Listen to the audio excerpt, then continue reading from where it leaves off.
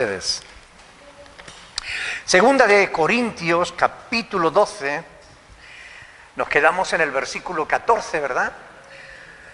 Hablando del cuidado de los padres, que los padres han de tener de los hijos. Y decíamos y comentábamos la semana pasada que cada vez hay más hijos a los que les falta uno de los padres, ¿verdad? ¿A qué creen ustedes que es debido eso? ¿Por qué creen ustedes que cada vez hay más familias rotas? ¿Perdón? Por la falta de temor a Dios, sin duda. ¿Algún otro motivo?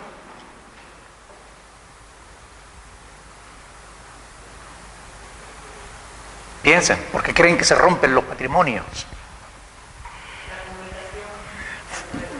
¿Por la comunicación o por la falta de comunicación? Falta de comunicación en las parejas, ¿verdad? ¿La? ¿Desobediencia de qué? Al Señor. La desobediencia a Dios. Bueno, hay falta también de compromiso, ¿no? Parece que hoy en día las parejas como que se unen, pues, hasta cuando funcione, ¿no? Es decir, hasta que surjan problemas, porque si surge un problema, tú por tu camino y yo por el mío. Y así las parejas no funcionan. Antes se tenía una mentalidad diferente, ¿verdad? Antes había compromiso para afrontar los problemas juntos. Hoy se huye de todo aquello que te haga sentir mal. Por tanto, en el momento que tienes problemas, huyes. El hedonismo, la búsqueda del placer del ser humano que solo busca eso. No, yo lo que me haga bien. Yo en el momento que tenga problemas, quiero problemas. Eso ha llevado a la falta de responsabilidad social, a la falta de responsabilidad familiar. Y por eso los matrimonios se rompen, por eso hay tantos hijos que se crían sin uno de los dos. O se crían con la madre, o se crían con el padre, o se crían con la abuela, o se crían en la calle. Pero eso, ¿ustedes creen que está haciendo un mundo mejor? Sin duda, yo creo que no, ¿verdad? ¿Las familias son más felices ahora que antes? Yo creo que no. La maldad se está multiplicando, el amor se está enfriando, el egoísmo cada vez tiene mayor control de la situación, ¿no? El mundo es cada vez más egoísta. Antes el interés de los hijos estaba por encima del interés de los padres. A lo mejor un matrimonio podía tener problemas, pero por amor a los hijos el matrimonio permanecía unido. ¿Es verdad o no? Hoy los hijos que hagan su vida, que yo tengo que hacer la mía. Que se busquen la vida. Desde la aprobación del aborto libre, esto es un dato interesante, el egoísmo y el interés de los padres ha quedado definitivamente por encima del interés de los hijos. A los que si hace falta, pues se les asesina, simplemente porque yo oí una vez a una persona decir que quería abortar y cuando le preguntaron por qué, dijo, porque yo tengo derecho como dijo, a cuidar mi cuerpo. Yo tengo derecho a cuidar mi cuerpo. ¿Y dónde queda el derecho de tu hijo a vivir? Pero estas cosas pasan porque cada vez, como decía Estela, hay menos temor de Dios. Como decía Héctor, cada vez la gente obedece menos a Dios. Cada vez hay más permisividad. Cada vez hay más egoísmo, cada vez hay menos compromiso, menos responsabilidad. Y eso está llevando al mundo a lo que hoy es. Un desastre. Mucha gente se queja de que el mundo está mal, pero no se da cuenta de que gran parte de la responsabilidad la tenemos entre todos, en las decisiones que cada día tomamos, ¿verdad? Y en las motivaciones por las cuales tomamos esas decisiones, ¿no? La palabra de Dios enseña clara y nítidamente la responsabilidad de los padres sobre los hijos. Los padres deben preocuparse y ocuparse del bienestar de los hijos. Esto es lo que enseña la palabra de Dios. Y no solamente aquí en 2 Corintios 12:14, donde dice Pablo, porque no busco lo vuestro sino a vosotros, pues no deben atesorar los hijos para los padres, sino los padres para los hijos, ¿verdad? Ahora, vayamos a algunos textos de la Escritura que nos hablan de esto, ¿no? De la responsabilidad que tenemos los seres humanos del cuidado de nuestros hijos. Primera de Timoteo, capítulo 5, versículos 7 y 8. Primera de Timoteo, capítulo 5, versículos 7 y 8. Pablo está escribiéndole a Timoteo y le dice, sugiere más bien estas cosas, ¿no? Porque me miran. ¿No dice eso? ¿No? ¿Qué dice? Manda. No dice sugiere, ¿verdad? No es una sugerencia. Es un mandato apostólico. Y hay diferencia, ¿verdad? Una sugerencia, bueno, pues tú la puedes seguir o no. Pero aquí Pablo dice, manda también estas cosas para que sean irreprensibles. Porque si alguno, escuchen bien, no provee para los suyos y mayormente para los de su casa, ha negado la fe y es peor que un incrédulo, ¿verdad? Esto lo dice Pablo y nosotros tenemos que entender que es palabra de Dios. Cuando alguien afirma que se ha convertido a Cristo, pero sigue sin preocuparse de sus hijos, ¿qué demuestra?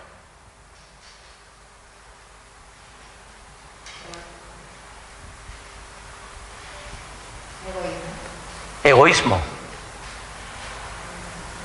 Si alguien afirma que se ha convertido a Cristo y sigue sin preocuparse de sus hijos, está negando su fe, es peor que un incrédulo. Es lo que acabamos de leer.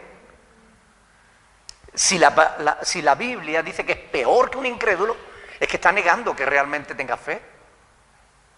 Cuando uno realmente se convierte, una de las cosas que Dios hace es que pone responsabilidad en el corazón de esa persona por sus hijos. Cuando una persona no se preocupa de sus hijos, entre otras cosas demuestra, aparte del egoísmo, demuestra realmente que su conversión no es sino una pura religión hueca, vacía, que no sirve para nada. ¿Han visto ustedes, saben lo que son las habas? ¿Verdad? Las habas vienen en una funda y ahí vienen los granos de las habas dentro, ¿verdad? Cuando una haba no trae fruto dentro, se le dice que es vana, ¿verdad? Está vana, está vacía. Así es la religión de aquel que dice que ama a Dios y no ama a sus propios hijos. Es algo vano, es algo hueco, es algo vacío. Vacío de sentido, vacío de contenido, vacío. Totalmente vacío y sin sentido. No sirve para nada. Una religión que no cambia los valores y los principios morales de quien la practica, es eso, es una mera religión, pero nada más. No sirve para nada, al menos no para salvarse. Yo quiero que veamos algo interesante que Dios dijo con respecto a Abraham. Fue algo que Dios dijo en un momento determinado, que él iba a hacer una cosa, y vamos a ir a verlo, vamos a ir. En Génesis capítulo 18, lo digo porque es muy interesante. Génesis capítulo 18, versículo 17. Van a ver que tiene que ver, aunque el texto no tiene nada que ver con la educación de los hijos, van a ver algo importante que sí habla de la educación de los hijos, aunque no tenga nada que ver con eso. Génesis capítulo 18, versículo 17 al 19. 18, 17 dice, y Jehová dijo, ¿encubriré yo a Abraham lo que voy a hacer? ¿Qué iba a hacer Dios? Dios iba a destruir Sodoma y Gomorra, ¿verdad? Y nosotros sabemos que en esa tierra vivía un pariente de Abraham, ¿verdad? ¿Quién era? Lot. ¿Qué parentesco tenía con Abraham? Era su sobrino. Por tanto, Dios dice, encubriré yo a Abraham lo que voy a hacer, habiendo de ser Abraham una nación grande y fuerte, y habiendo de ser benditas en él todas las familias de la tierra, porque yo sé, dice el Señor, que mandará a sus hijos y a su casa después de sí que guarden el camino de Jehová, haciendo justicia y juicio, para que haga venir el Señor sobre Abraham lo que le ha hablado acerca de él. Fíjense que aquí está hablando de la destrucción de Sodoma y de Gomorra. Pero aquí se nos dice algo interesante en cuanto a la responsabilidad de los padres para con los hijos. Y es que Dios sabía que Abraham iba a ser un padre responsable. Ni siquiera todavía era padre, pero ya Dios sabía que iba a ser un padre responsable, que enseñaría a sus hijos los caminos del Señor. ¿Qué nos enseña esto? ¿Qué nos dice esto a nosotros? ¿Qué podemos aprender de esto?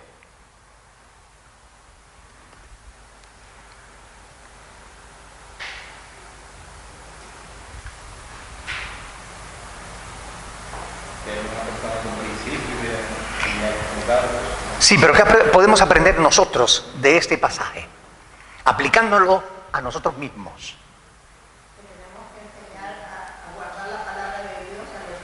Que tenemos que enseñar a nuestros hijos la palabra de Dios. Pero, importante, ¿no? Que Dios sabe. Dios sabe si tú vas a ser responsable o no antes de que lo seas. Dios sabe. Porque a Dios no se le escapa nada. Dios sabe si tú vas a ser un buen padre o una buena madre, aún antes de que seas padre o madre. Dios lo sabe.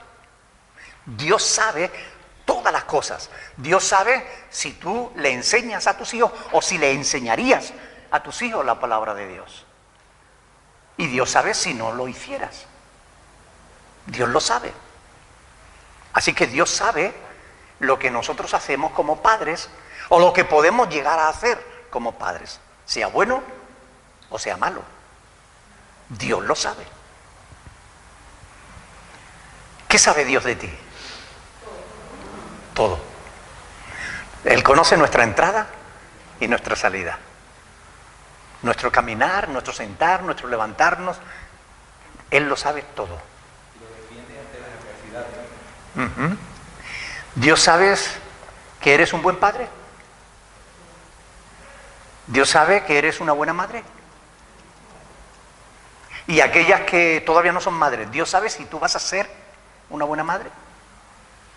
Dios sabe si tú vas a ser un buen padre. Dios lo sabe. Proverbios capítulo 5, versículo 21. Proverbios capítulo 5, versículo 21.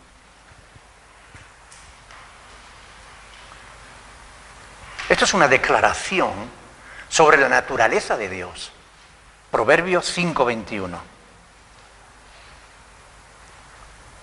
¿Qué dice ahí?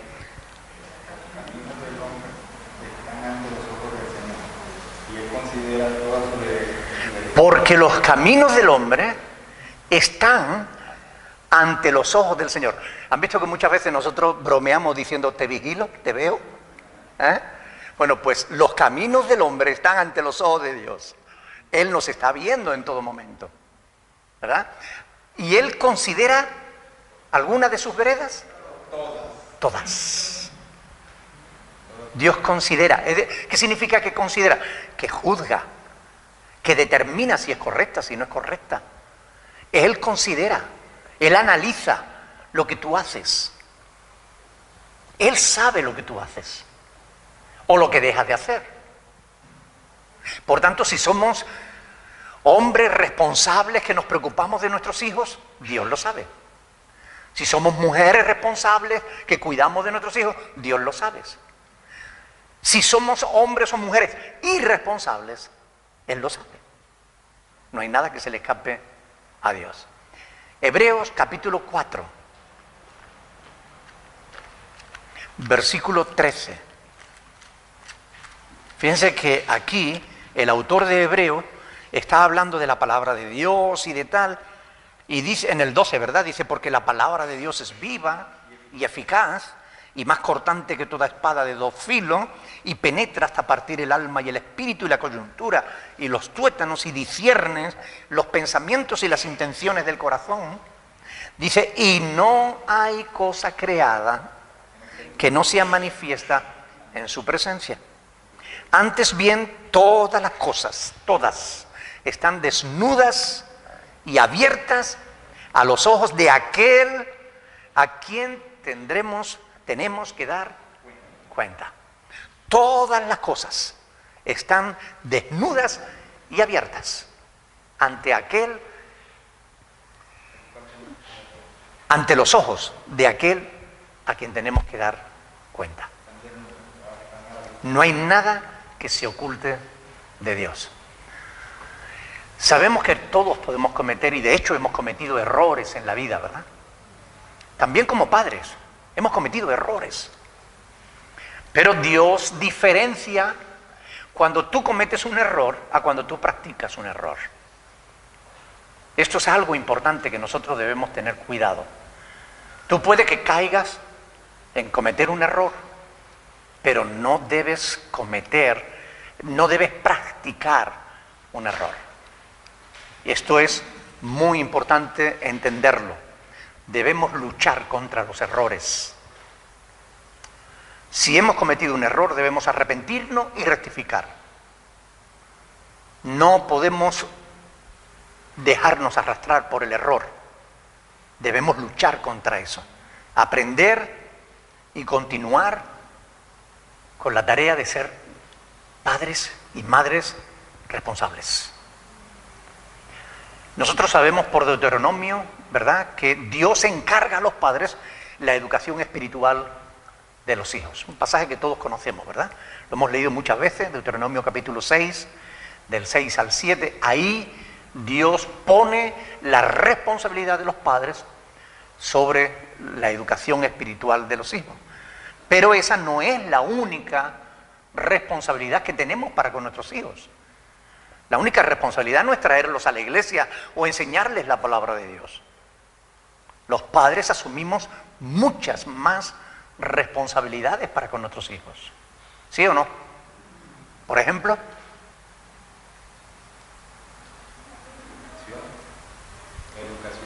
la educación. No solo la espiritual, ¿verdad?, sino también la educación normal, la educación moral, la educación cívica, la educación social. ¿Qué más? Darles ejemplo. O sea, los mandamos a un colegio y nos olvidamos de ellos, ¿no? Porque allí los van a educar, les van a enseñar todo lo que necesitan.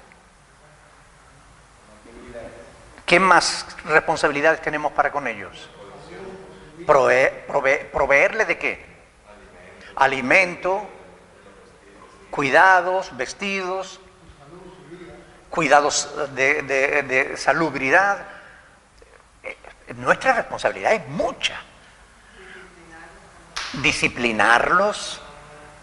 Es decir, no es solamente traer hijos al mundo, ¿verdad? Es ser responsable.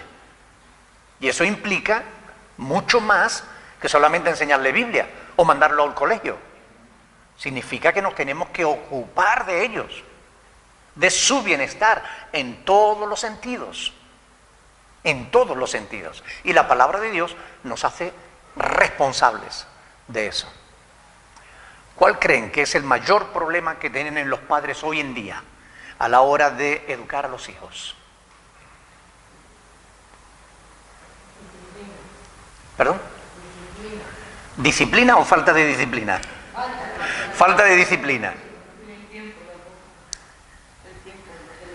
Tiempo tienen todo el mundo 24 horas diarias.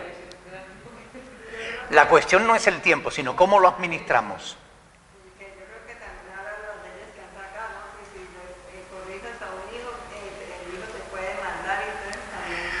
ciertas leyes que son súper protectoras con los niños y que a la larga les hace daño. Como por ejemplo que no se puede castigar a un niño o que no se le puede tal porque te demanda el propio niño, ¿no? Una mamá le echaron 8 meses de cárcel porque le dio una torta a su hijo, que era desobediente, rebelde y que no hacía caso de ninguna manera. Eso es una locura.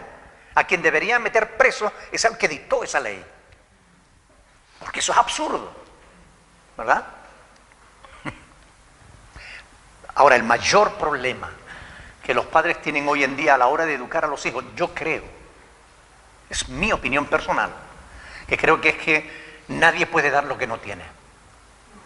Y muchos padres hoy en día no están educados, no han sido educados, al menos no correctamente educados. ¿Y cómo va a educar a alguien que no ha sido educado? Y si no está preparado para traerlo. Y si no está preparado. No hay escuelas de padres. Ahí es donde nosotros tenemos que poner el punto sobre la I, aunque parece que lo he metido en el ojo. Y es que las iglesias deben proveer educación para los padres. Los pastores somos llamados en Efesios capítulo 4, versículo 11, pastores y maestros. Y es necesario que el pastor enseñe a los padres a ser responsables para con sus hijos, a ser buenos esposos, a ser buenos maridos, buenos padres, buenos trabajadores. Hoy en día muchos padres confunden el amor con la alcahuetería. Muchos padres confunden el amor con la alcahuetería, efectivamente. ¿Perdón? La educación permisiva.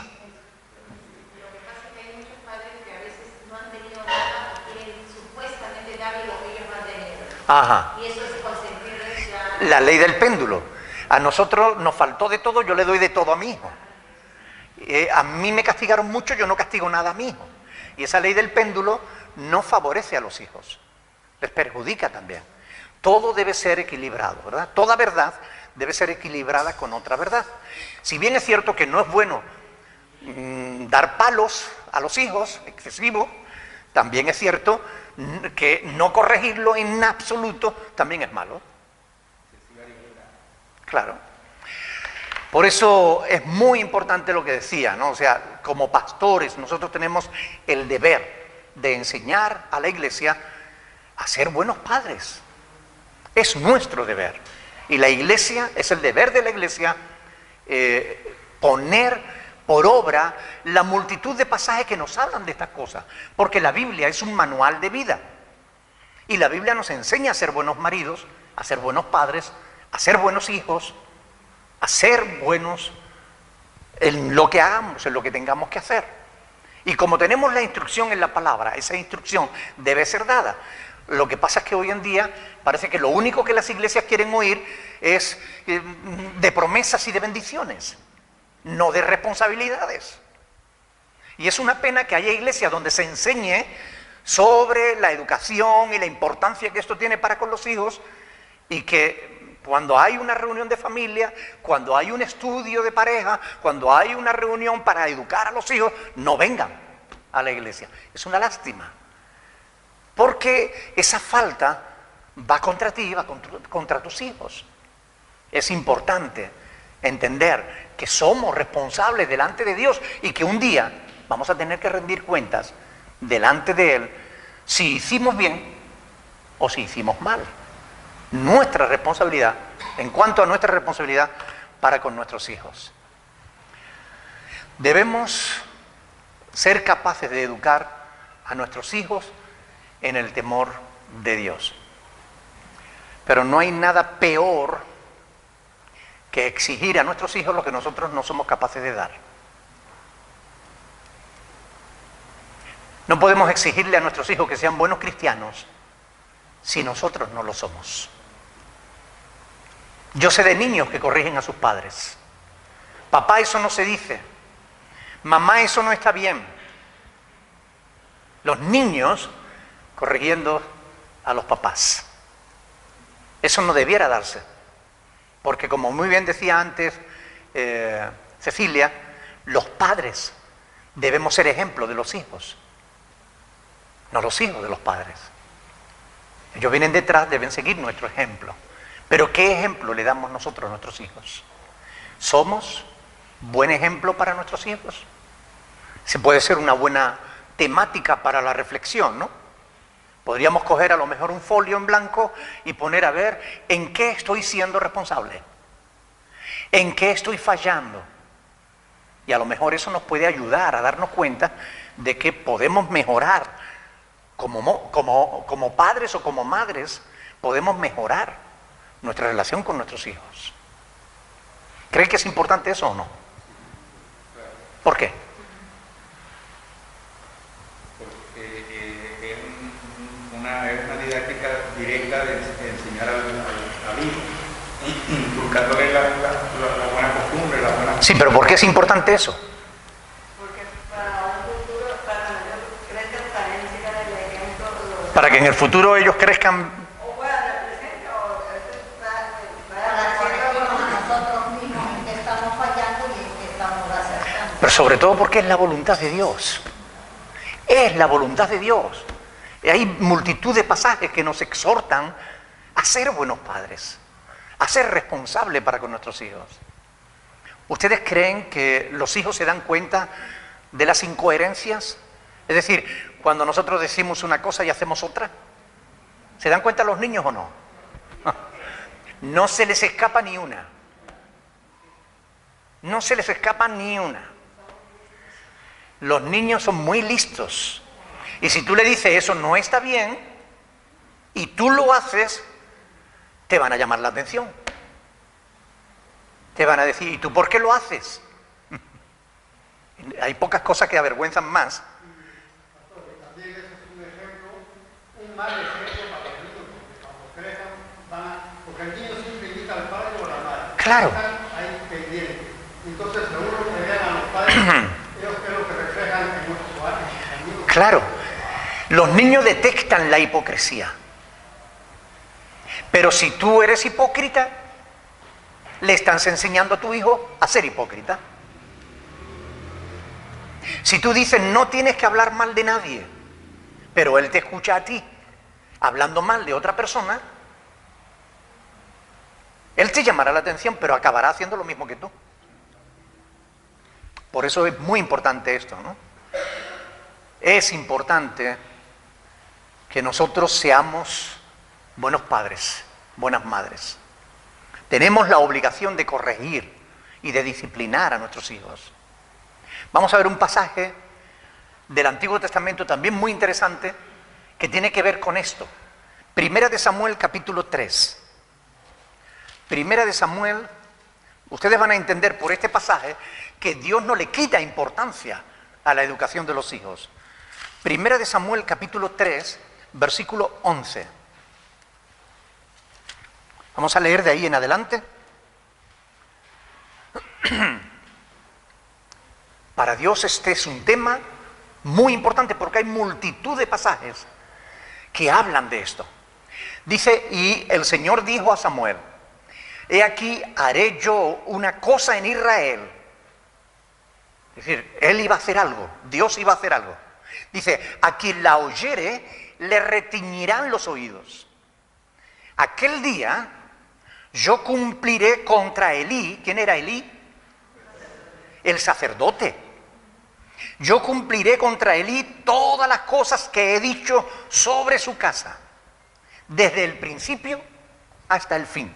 Y le mostraré que yo juzgaré su casa para siempre. ¿Por qué?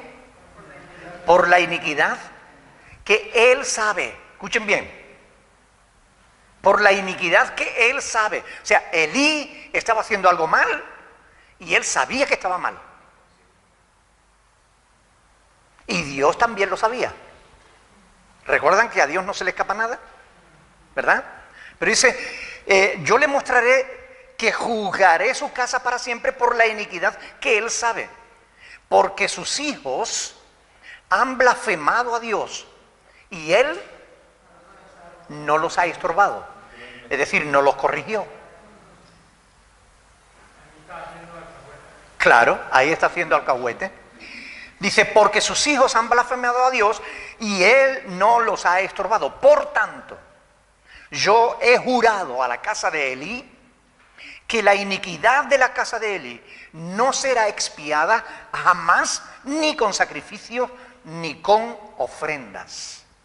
Es decir, Dios había determinado castigar a Elí. Quiero hacerles una pregunta. ¿Ustedes creen que si a esta altura Elí se hubiera arrepentido, Dios lo hubiera perdonado?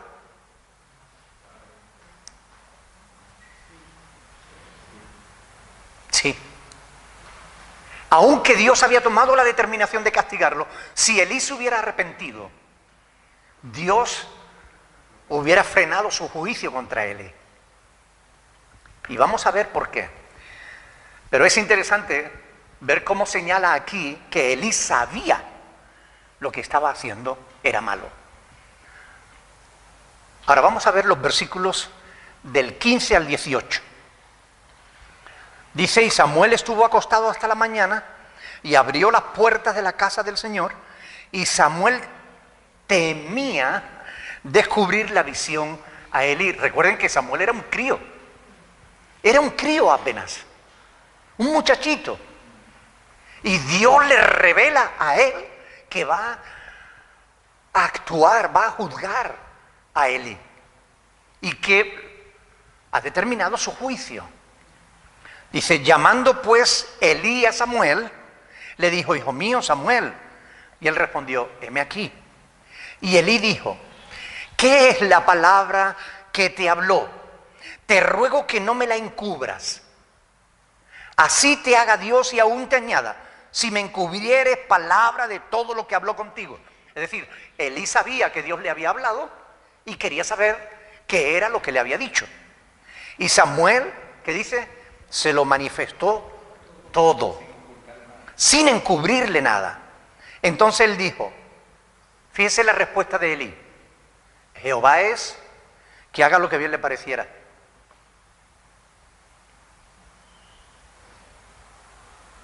¿Entienden por qué Dios lo juzgó? Porque no se arrepintió. No lo tomó en cuenta.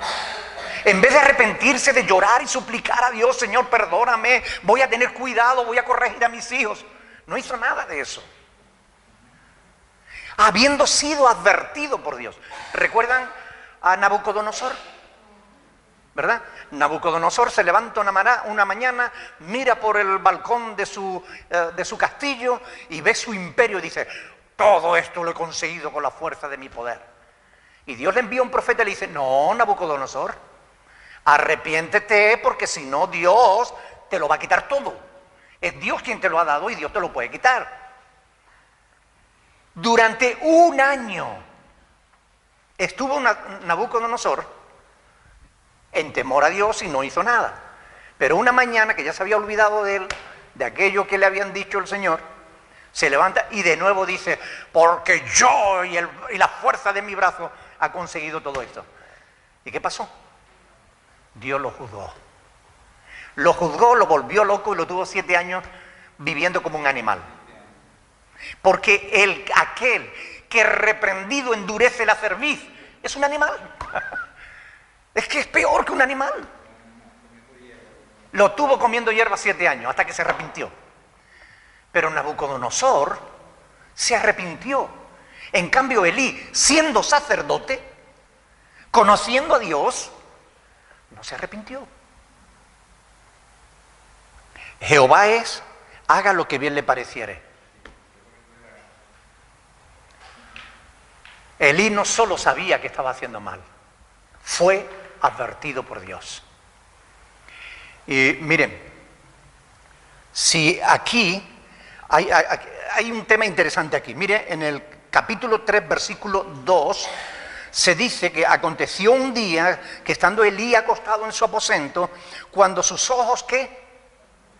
Comenzaban a oscurecerse, de modo que no podía ver. Es decir, cuando Dios le habló a Samuel, advirtiéndole que iba a juzgar a Elí, es cuando Elí empezaba a perder la vista. Fíjese en el versículo más adelante, en el capítulo 4, versículo del 15 al 18, dice: era ya Elí de 98 años y sus ojos se habían oscurecido. Había pasado tiempo entre que Dios le advirtió y que Dios va a ejecutar su juicio. Había pasado mucho tiempo. Dice: era ya Elí de 98 años y sus ojos se habían oscurecido, de modo que no podía ver. Y dijo pues aquel hombre a Elí: yo vengo de la batalla, he escapado hoy del combate. Y Elí dijo: ¿qué ha acontecido, hijo mío? Y el mensajero respondió diciendo: Israel huyó delante de los filisteos y también fue hecha gran mortandad en el pueblo, y también tus 2 hijos, Ofni y Finees, fueron muertos. Y el arca de Dios ha sido tomada. Y aconteció que cuando él hizo mención al arca de Dios, Elí cayó hacia atrás de la silla del lado de la puerta y se desnucó y murió, porque era hombre viejo y pesado y había juzgado a Israel 40 años. Entre que Dios le advirtió y lo juzgó, había pasado todo el tiempo necesario para que su vista se fuera oscureciendo hasta oscurecerse del todo. Había pasado tiempo y no había habido arrepentimiento. Cuando Dios nos dice algo que nos hace reflexionar, o sea, algo que sabemos que estamos haciendo mal, inmediatamente debemos buscar el perdón de Dios. Debemos arrepentirnos y pedir perdón, porque si no lo hacemos, nuestro corazón se endurece. Y ya aunque nos adviertan que Dios nos va a juzgar, que Dios haga lo que quiera. Y mira, el juicio de Dios puede tardar, pero tú puedes estar seguro que llegará. Si tú practicas el mal que practicas tarde o temprano te va a alcanzar. Porque el pecado siempre tiene consecuencias. El mal siempre se paga. Y esto es una realidad que nos muestra la palabra de Dios. El juicio de Dios no se produjo inmediatamente. Pasó mucho tiempo. Elí pudo haber reflexionado, pudo haberse arrepentido, pudo haber perdido perdón y no lo hizo. Por eso Dios lo castigó severamente. Ahora les voy a mostrar un último texto que quiero que meditemos porque es importante. Hechos capítulo 17, versículos 30 y 31. Hechos 17, del 30 al 31. Dice ahí: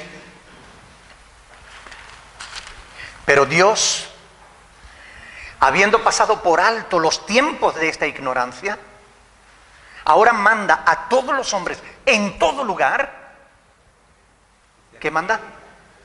Que se arrepientan, por cuanto ha establecido un día en el cual juzgará al mundo con justicia por aquel varón a quien designó, dando fe a todos con haberle levantado de los muertos. Es decir, Dios pasa el tiempo de la ignorancia, pero ahora manda a todos, en todo lugar. La palabra hombres aquí es persona, a todas las personas, hombres, mujeres y niños, a todos, en todo lugar, que se arrepientan, por cuanto ha establecido un día en el cual juzgará al mundo con justicia. Si tú no estás siendo un buen padre, más te vale arrepentirte. Si no estás siendo una buena madre, más te vale arrepentirte y pedir perdón a Dios, buscar el perdón de Dios. Porque si no hacemos lo correcto, tarde o temprano, el mal que hacemos nos alcanza. No podemos permitir que nuestros hijos hagan el mal y no corregirlos, porque eso perjudica gravemente a nuestros hijos. No fue Elí solo el que murió, sus hijos murieron también por su pecado. La próxima semana le hablaré de la responsabilidad individual, pero quiero que reflexionemos sobre esto. Tenemos una responsabilidad delante de Dios, para con nuestros hijos. Y nosotros, como cristianos, tenemos que marcar la diferencia.